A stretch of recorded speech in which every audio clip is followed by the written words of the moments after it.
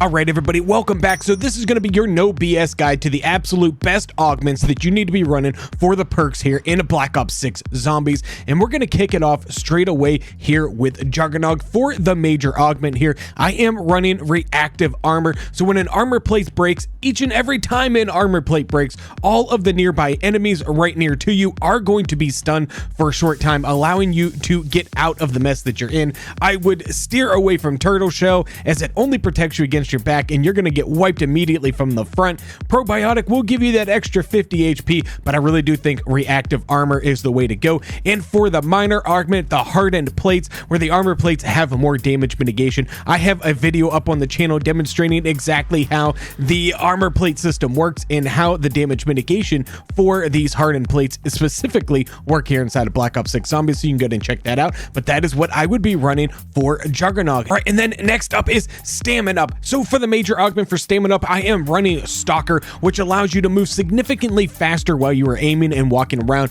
which is a huge help inside of Zombies. Mobility is a big part of this game. And for a minor augment, there's really only one that is worth using, and that is Hot Foot, where you gain a massive speed boost when your equipment kills an enemy. It is unlike anything that you've ever seen. You will just be a Lightning McQueen all through both of these maps right now. And the third map, when it comes out here in a couple of weeks, you're going to be flying around with Hot Foot. So use your equipment, use that. And bringing us on to Speed Cola, major augment, classic formula. This is the way to go. It reloads everything so much faster than just base Speed Cola to begin with. I would steer clear of the Phantom Reload, as it can actually cost you ammo overall. If you only have, say, you only need 7 bullets, but it's going to refill 7 bullets, but it's going to take 10 from your reserve. So I would stay far away from that. And for the minor augment, I would run the quick swap and allow you to swap your weapons faster. Fast Pitcher is also decent, allows you to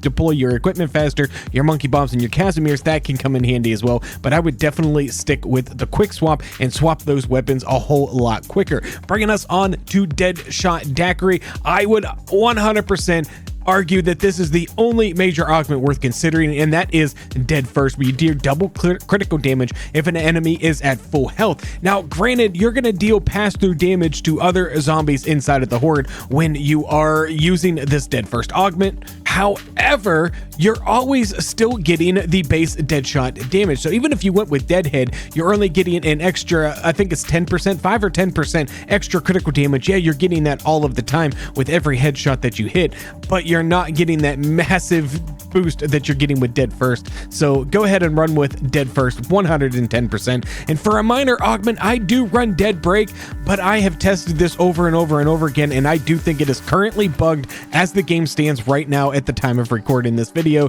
But I do run it on the off chance that maybe it's doing something that I actually can't recognize or test inside a game. But yeah, the only other thing worth considering would be Dead Draw, but I don't do a whole lot of hip firing in Black Ops 6 Zombies. Bringing us on to Quick Revive, the solo player's best friend, the Dying Wish. So on lethal damage, you become immune to all damage for 2 seconds, and it keeps you at 1 health. So basically, it just keeps you alive. It will remove Quick Revive when you do this, and you can only do it 3 times in a game, but it is the solo player's absolute best friend. And for a minor augment, Slow Death, and increases your time in last stand. There really isn't anything worth running here as a solo player, but you can pick and choose there if you are playing with other people. Elemental Pop, so running Citrus Focus as your major augment is probably the best way to run Elemental Pop, and that just basically means that it will only pop off the ammo mod that you have currently applied to your gun. So if you're using Cryo Freeze, it'll only pop off Cryo Freeze. If you're using Napalm, it'll only pop off Napalm, and so on and so forth. But also Electric Cherry is a great option here for a major augment as well.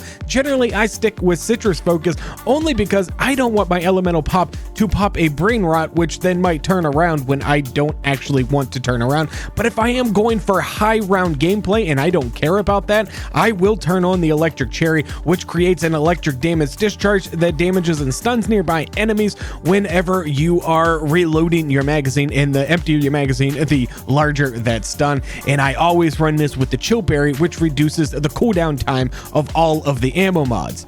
PhD flopper, I would definitely 100% say run with the PhD slider as your major augment. The Dr. Ram is just, it's trash. I got a whole video about just how much trash that augment is, but the slider actually does the job. It will knock the enemies out and kill the enemies. And of course, for the minor augment, you gotta run the tribologist, where your sliding distance, our speed are drastically increased. It's what makes you just fly around this map. And finally, for melee macchiato, for the major augments, I like to run the triple shot, where you can hit more than one enemy at once. You can hit up to 3 enemies at once with a melee. And for the minor augment, I do run the strength training. I don't know why I had to hit an impact on there, but I do typically run the strength training where your punch can one hit enemies for a lot longer. And this basically makes it to where even at the high rounds, you can have, as long as your knife is leveled up, you can be one hit knifing zombies, you know, it pretty much to an infinite range here. So that is just a list of all of the augments that I would say